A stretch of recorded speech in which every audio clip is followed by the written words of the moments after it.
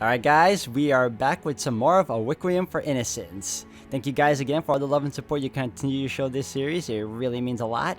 And oh boy guys, this part of the story has gotten very heavy. It's very heart-wrenching. Like I said, we all knew it was coming because we know how this story plays out, but it still hurts to see it actually happening, because now we got more insight into what really happened behind closed doors during the time of Jacopo's rule, and so without further ado guys, I'll let you see it for yourselves, and with that said, let's get to it. Alright, and we are back. You're not the man you used to be. Gratian, why? I thought you believed in me. You're damn right I did. And then you went and fed us a bunch of lies. You called yourself the rightful heir, you called yourself a Barnier. But I did my digging. You don't get a lick of royal blood in you. All you ever wanted was a lie in your pocket, you selfish bastard. No, You never had any intention of helping us. Please, hear me out, Gratian. We were all just pawns to you. The whole damn revolution was a part of your game. I'm begging you! How's it feel knowing you're throwing tits on the backs of all those people you betrayed? Please. You don't have any right to call yourself the goddamn Lord. Gratian! Hell, you barely have any right to call yourself a man. You're just a rat in fancy clothes. It should have been me. I would have made an infinitely better Lord than you ever were. If only I had the right ring. Oh, sorry, if only I had that ring, then it could have been me. So that's what this is all about. In a flash, everything I once felt for this man, all the friendship, the camaraderie, the sympathy, went cold. As much as he tried to dress up this whole farce, that was where his heart truly was. He was just sour about not being the one who got to be Lord. He believed himself superior. He got himself caught up in this stupid fit of jealousy, and now he's trying to kill me over it.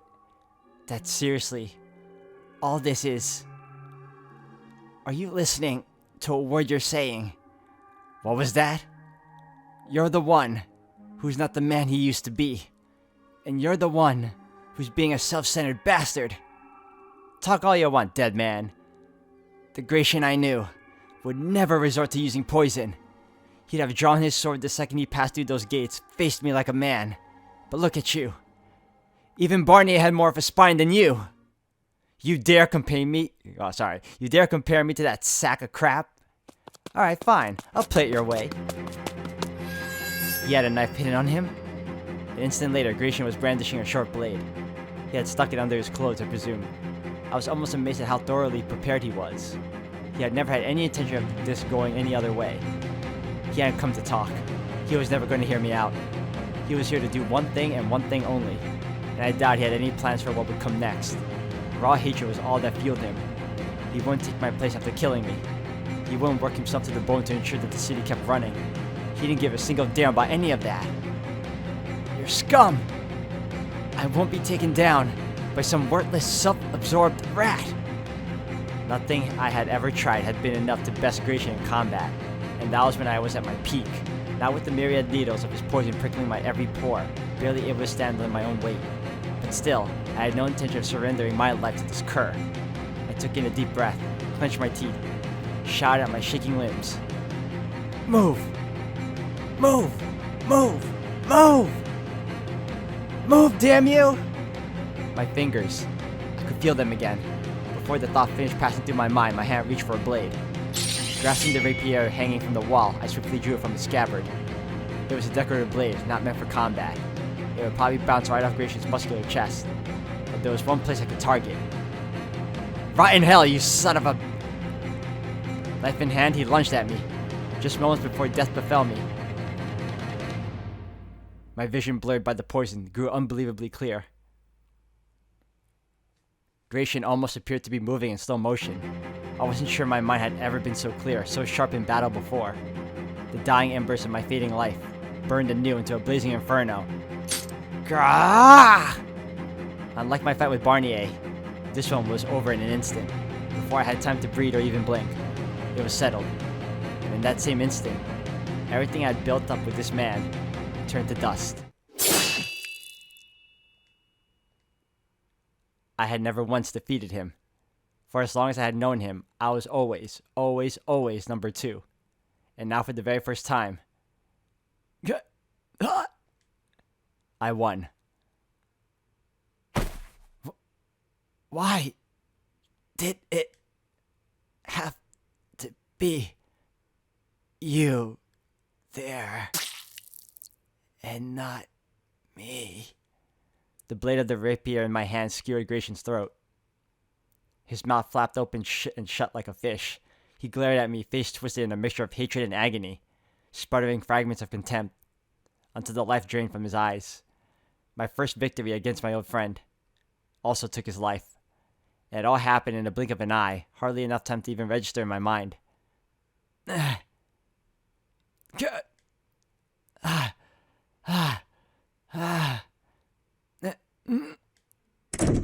My lord! My lord! What was all that commotion?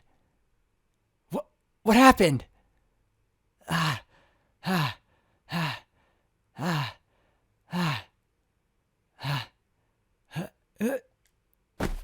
My lord, please stay with me. Were you poisoned? Someone! Is anyone there? Yes, sir. A doctor, as quickly as you can. Aye.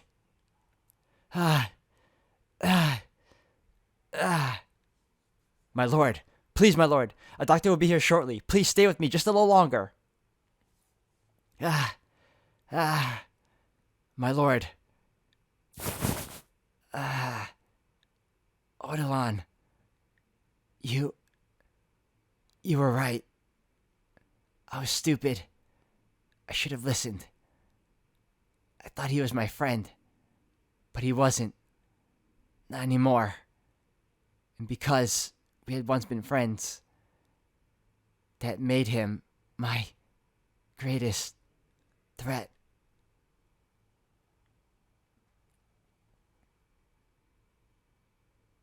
Now that's really disheartening.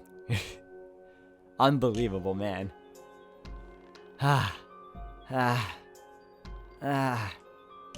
Can't breathe. My blood feels like it's made of magma. My throat burns. My skin. It's like it's being eaten away.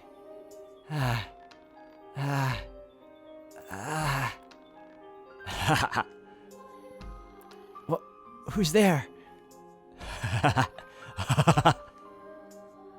Who's there? Why are you laughing? Answer me! Oh, that's just disturbing, man. How does it feel, boy, to know it all went exactly as I said it would? What? How? But you're... That you wouldn't be able to trust anyone. You're dead. The worst is yet to come, boy. Silence! You could work yourself to the marrow of your bones and still the people will never look beyond the surface. I said enough! Listen, you can hear the scorn in their voices. Gah. They're calling you a tyrant, a soulless monster. I know you can hear them. They are not. They say you're no better than me. That you're a foolish ruler who cares not for his people. They shout in endless cacophony of discontent. Shut up! Just shut up! I am nothing like you. Can you then remain a virtuous leader, no matter how bitterly your people despise you? Is your love for them truly so resolute? No, the virtue you brandish was never so selfless. Tell me I'm wrong, slum rat. It is not benevolence that drove you to take the throne, but a thirst for power, for prestige. Not another word. Do you know what truly brought you here? You were tired of people looking down on you. You thought you would be treated with respect if you had real power. You wanted it more than anything in the world. Enough already! You dedicating your life in the service of others, it was never going to last. Allow me to make a prediction. Soon, very soon you'll find yourself drifting over to my side. You'll stop caring about the people's lives, and for that, they will despise you. You'll lose any last bit of sense left in you, push everyone away until you're all alone, and then you'll succumb completely to madness's grip. Stop talking! You don't have what it takes to be the lord of the land. I said stop talking!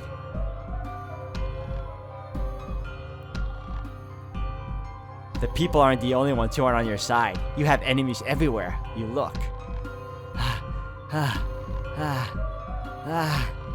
The nobles don't accept you as one of them. They try to drag you off your throne by any means. Your aides and servants will turn on you. And this won't be the last time you ride in the claws of poison. Again and again and again and again. Never will you stop being the target of others' loathing. Or will you continue to act like some kind of paragon of virtue, never wavering in your faith in others? How long will your benevolence last? In the face of dozens of attempts on your life. Shut your goddamn mouth. It won't be easy, boy. Because you came from the slums. You'll face even more, even greater threats than I.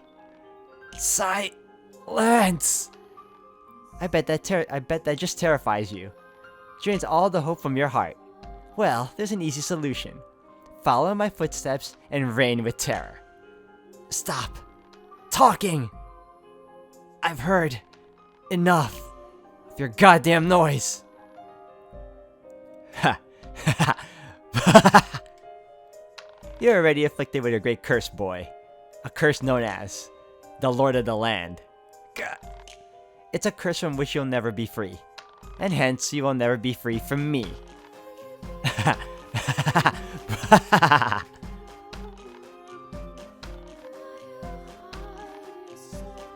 Man, imagine that talking head, man. Imagine that headless thing talking to you and its eyes glowing so malevolently red.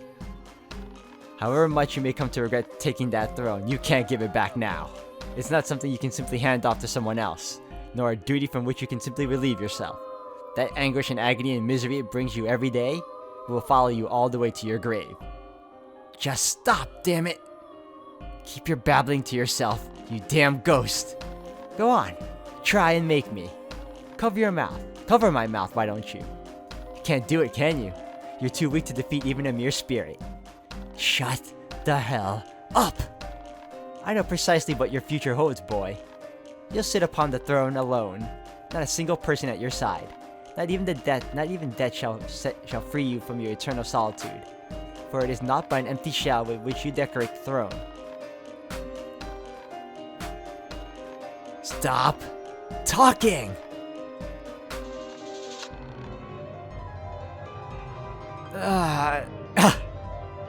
Do you hear that, slum rat? Someone's come for you. The question is, do they act out of genuine concern? Can you be sure the water they give you is safe to drink? Perhaps they mean to finish you off. If a simple grunt like him could get his hands on poison, how easy do you think it would be for the Lord's Consul to procure a substance hundreds of times more potent? Hell, he wouldn't even have to go through the trouble. You're no more a threat than an insect with its wings torn off. A feeble woman or a crippled slave could plunge a knife into your trembling spine with little effort. Behold the former mastermind of the revolution. All this suffering you brought it on yourself by trying to defy your fate.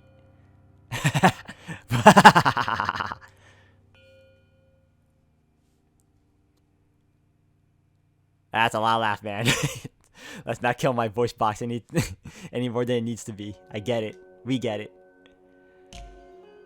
The nightmares continued. Again and again and again they haunted me. Every time we drifted off to sleep, there floated Barnier's severed head. Cursing me, mocking me, laughing at me from every direction. And as he said I would, I soon began to hear the people as well, endlessly condemning me, deriding me, berating me. I tried to convince myself it was all in my head, but Gratian's words told me otherwise. All my old companions called me Jacopo the Betrayer, he had said. I wasn't sure how much time had passed. Was it day? Was it night? Was I sane enough to tell the difference? Was I even still alive? I had no idea. It was always the same refrain every time he appeared. You can't trust anyone. Your friends will all eventually betray you, try to drag you off your throne. Your people have no faith in you. Everyone despises you. I couldn't even tell anymore. Were those Barnier's words? Or were they coming from the depths of my own mind? All I knew for certain was that there was no escaping them, and that they were slowly eating away at my spirit. My breathing was labored and my entire body felt like it was on a spit being roasted in the eternal flames of hell. At other times, I couldn't stop shivering. I felt like I had been tossed into a frozen river. Doctors, guards, Autolon, I couldn't tell who was who, but there always seemed to be someone standing at my side. The faceless shadows were anything but comforting though, for Barnier's ghost constantly reminded me of the threat they posed. I quite certainly wailed like a terrified child.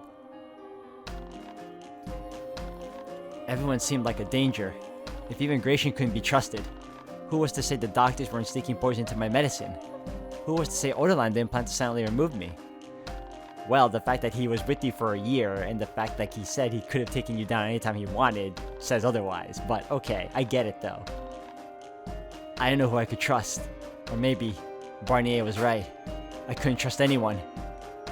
Still he cackled. Still he cursed right by my ear. There isn't a soul left in this world who won't betray you, he whispered, laughing away.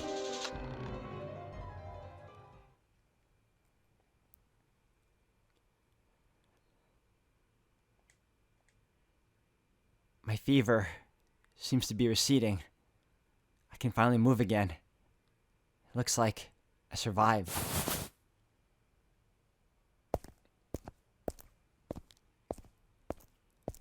Hey, is anyone there? Where are you, Autolon? Anyone? Lord Barnier, I'm so glad to see you're feeling well again. Thanks. We've all been worried sick. Lord Barnier? What? Oh, pardon. You just seem, not quite yourself. But after all that's happened, I suppose that shouldn't be a surprise. How long was I out? 3 days, sir. The poison kept you bedridden for 3 full days and nights. Not long, huh? Then I've got a lot of work to catch up on. Yes, sir, but I implore you to take things easy for these next few days. When do I ever have time for that? Now, where's Autolon? I haven't seen him. Go fetch him for me. He is presently... Don't tell me he's not around. Where the hell did that old man get off to? No, he is here. Please, Lord Barnier, try to remain calm. Autolon was...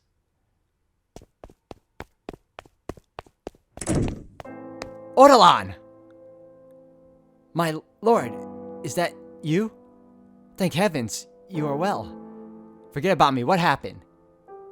My deepest apologies. I don't want an apology, I want you to tell me why this happened. Please, my lord, distress not over this simple old man.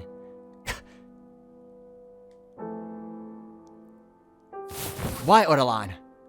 The Autolon I know would never deign to put himself out in front of a gang of slum dwellers. Please, Lord Barnier, try to remain calm. Autolon was struck in the head with a stone and is in critical condition. The following day, that is, the day after Gratian poisoned me, a dozen people from the slum showed up at the manor gates. They cried in angry protest against the Lord, demanding change. Evidently, Gratian hadn't kept word of my deception to himself. So in addition to their other complaints, they shouted that I was a fake, that I wasn't actually nobility. They threatened to reveal my secret if I didn't do something about their living conditions. As the commotion dragged on to the day, people within the manor started getting restless. Eventually, it got to be so tense that Autolon stood near a window, told them they needed to cease immediately, and that if they wouldn't, they would be charged with lèse majesté, which is when he was hit in the head with a rock and lost consciousness. God, you damn fool! I'm quite pleased to see you have recovered, enough to shout with such vigor. Now I needn't worry. Wait, slow down. Worry about what? Regrettably, it would seem old age has bested me. I think the stone must have gotten my eyes, for I cannot see you there, my lord. I'm right here. Please don't give up on me. You're stronger than a stupid rock. Give it a few days and you'll be back to perfect health. And even if your sight doesn't come back, you can still do your job. I can tell you everything I see. Come on, Autolon. My sincerest apologies. Please! Why would you even go and try and talk them down yourself anyway? Whatever happened to acting only in your own benefit? What did you have to gain from not having them executed on the spot? They were rioting in front of the Lord's manor. You had no reason to bother warning them. There was no question they were committing a serious offense. Why didn't you just do what you would always do? And then I would argue with you about it, like I always do. What the hell got into you, Autolon? I suppose I must have softened up somewhat. Excuse me? You cared so much about your friends in the slums, my lord, that I took pity on them. Old age seems to weaken more than just the body. How truly inconvenient. Odilon! Nevertheless, I am glad this old body held out until today. What are you? I wouldn't have been able to pass on peacefully had I not seen you recover from the poison, my lord. Stop it! Don't talk like that! I told you you're stronger than one damn rock. I'm your lord, damn it! My word is law! 'Tis with great regret that I must defy my lord's command. Enough! I mean it! You stop this right now. Oh ho ho! My warnings against being swayed by your emotions remain unheeded, I see. And who the hell's fault do you think that is, huh? You are the lord. The sooner you learn to control that blaze, the smoother your future endeavors will proceed. Do not allow your days to be cut short as well in a moment's weakness. I implore you to always remain strong and ever high of heart, so that none may drag you down. With death upon me, my hands are shaking dreadfully. I didn't think anything scared you. It terrifies me to know I will be leaving you alone. Before, I was able to teach you everything. I cannot bear knowing that I have forsaken you at but the onset of a great and perilous journey. There is so much more I have yet to pass on to you that you will need in order to become a great ruler. So much. Then don't go. Stay and teach me. You said you wanted to fulfill your duties as consul. That you didn't want to die until you had accomplished something worthwhile. You can't tell me you're satisfied with this. Odilon! Odilon? Odilon? Don't do this. You can't. Say something. Please, say anything. Tell me it's all a cruel prank. Odilon!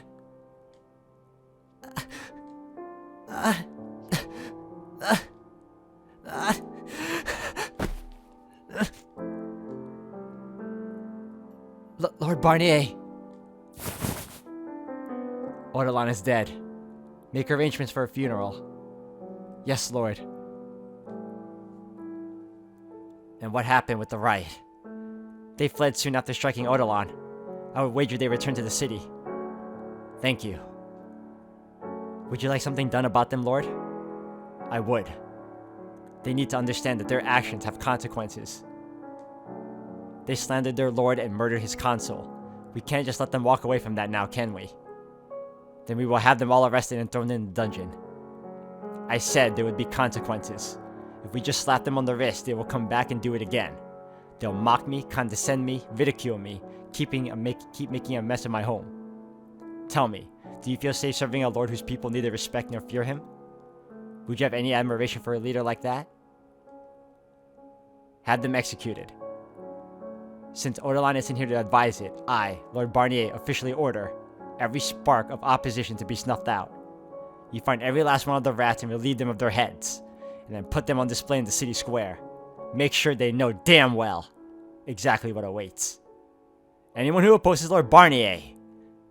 Yes, Lord. And so it begins. Odilon's blood was on my hands. My inexperience and naivete had got him killed. He had warned me again and again that my people had no love for me, but I ignored him, foolishly believing in friendship, letting Gratian into my house, and ultimately getting Odilon murdered. My trust didn't belong with Gratian or my old slum companions. It belonged with Odilon. I should have realized so much sooner that he was the one and only person left I could trust. Men with whom I had spent years had likely participated in that riot. Men whose names I knew, whose faces I recognized, with whom I had spoken on countless occasions, but I felt not even a pang of regret in ordering their deaths. I didn't reminisce about the good old days. Those days were gone, irrelevant, meaningless. I felt no sympathy for the people they were leaving behind, nor did I so much as bat an eye. When I saw their bodies lined up before me, compassion bred weakness made you vulnerable. I had to excise every last bit of it. It was the last thing I needed, for I was the Lord Jean-Francois Barnier.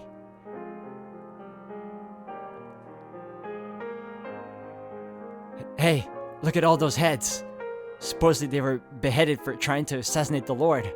That seems like a lot of folks for an assassination attempt. Who can say what happened up yonder? Have you been down to the square today? I have. My heavens, I almost passed out the sight of it. Why would those stupid thugs try to go after the Lord anyway? There's been whisperings around town. They say he was actually born in the slums and it isn't the noble at all. Wasn't that just his cover while he was hiding from a phony Barnier? I certainly hope that's the case, but either way, it's probably best to keep quiet about the topic. I'll say. I thought he'll do anything as bad as the phony, but it still brings back bad memories. And things were getting to be so pleasant too.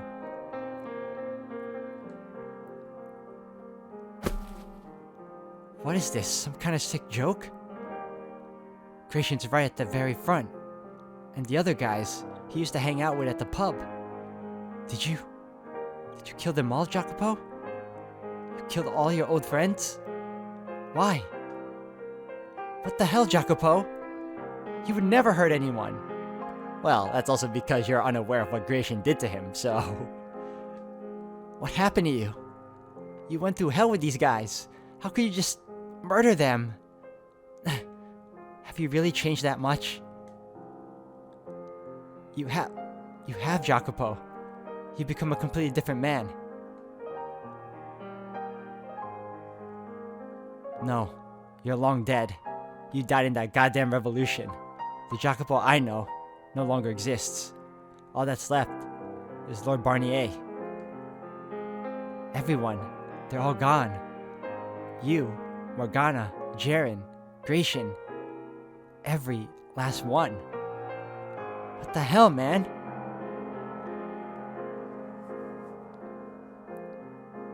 I appointed a new consul shortly after Ortolan's death, but he was an ineffectual, short-sighted oaf.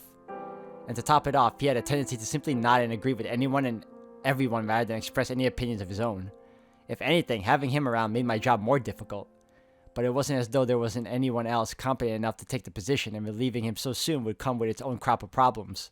So I ended up using him to shuffle papers and handle other menial work while I took care of the actual decision-making. My first order of business was to establish clearly defined rules and punishments. Speaking ill of the Lord, spreading false rumors about his lineage, creating art of any form which could be interpreted as defamatory. These were all considered acts of lèse-majesté. Or majest, I don't know. In the most severe cases, were potentially punishable by death. I started seeing results almost immediately. The people stopped claiming I was a fake, that I came from the slums. The Barnier name became a symbol of fear once again. My renovation efforts proceeded as originally planned. The city flourished as a commerce hub, attracting merchants and patrons and visitors from near and far. Some fields had to be removed as well to accommodate the expansion of the marketplace, but they were hardly producing anything worthwhile to begin with. If farmers wanted to keep farming, they were free to move elsewhere.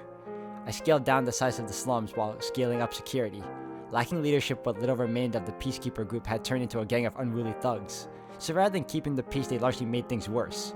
In response, I forbade the formation of unauthorized organizations within the slums. And with all that in place, the city was much safer and more orderly, and the economy significantly stronger than it had been under my predecessor's rule. However, those unfortunate enough to miss riding the wave of economic growth found themselves falling ever further behind their neighbors. The ravine between the poor and the wealthy had become nigh uncrossable. My own manor was hardly a bastion of safety either. Not only was I rapidly enacting new policy, laws were stricter and punishments harsher than before, so many were, to put it lightly, more than a little displeased with me. I had gone through several food tasters and just as many direct assassination attempts. It wasn't particularly difficult to avoid major incidents by simply suspecting everyone, but I could seldom relax as a result. In time, I came to prefer solitude. Well, not so much prefer, as required for my own safety.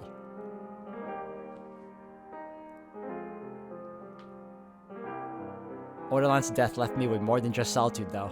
The phantom slipped free from my dreams, appearing from my shadow whenever I was alone, laughing endlessly. What did I tell you, boy? You're controlling them with fear just as I did. It's a wonderful feeling, is it not? The look of terror on a man's face is the most exquisite thing in all the world. Silence, you. Stand by the window and listen. You can hear them all the way from the bottom of the hill, bemoaning the great and terrible Lord Barnier. Be quiet. And you know who their cries are about? It's not me any longer. It's you, boy. Shut up, goddammit. Don't fool yourself. You're no better than me. Enough! I said silent, spirit! I am nothing like you! Is that so? Then tell me, boy, how do we differ? I don't hold those disgusting banquets for one, nor do I torture slaves for my own sick pleasure. But by your command, hundreds of slaves are being worked so hard it will surely spell their deaths. How is that any different than murder or torture? Their deaths aren't meaningless. They're giving their lives for the good of the city. In your eyes, perhaps, but how many would take your side? You have no idea what you're talking about. If the people were truly satisfied with your rule, you wouldn't be holed up in this room all the time. You have no one you can open up to, no one to offer you companionship. Wow, man. This is heavy, this is deep, and most importantly, this is so disheartening. I feel bad, but we all knew how this was going to play out eventually, but it's just, I love the way they went to so much detail as to what it takes to be a king, a lord, or what have you. Like, they go into a lot of paperwork, a lot of legalities, and especially how to behave in proper etiquette. Like, they put a lot of work into the story and the detail of what it means to be a lord, and I love this, and I love that. That's what I'm trying to say, I love it. But if anything else, guys, I'm going to end the video here for today, so thank you all for watching, and as usual, until the next one.